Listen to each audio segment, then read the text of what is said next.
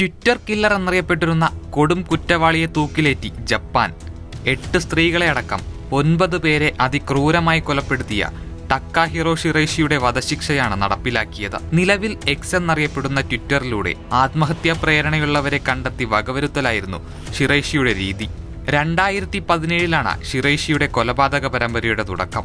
15 മുതൽ 26 വരെ പ്രായമുള്ളവരെയായിരുന്നു 30കാരൻ ലക്ഷ്യമിട്ടിരുന്നത്. ട്വിറ്ററിലൂടെ പരിചയപ്പെടുന്ന ആളുകളെ മരിക്കാൻ സഹായിക്കാമെന്ന് പറഞ്ഞ ടോക്കിയോയിലെ സ്വന്തം അപ്പാർട്ട്മെന്റിലേക്ക് വിളിച്ചുവരുത്തിയായിരുന്നു ഷിറൈഷി കൊലകൾ നടത്തിയിരുന്നത്.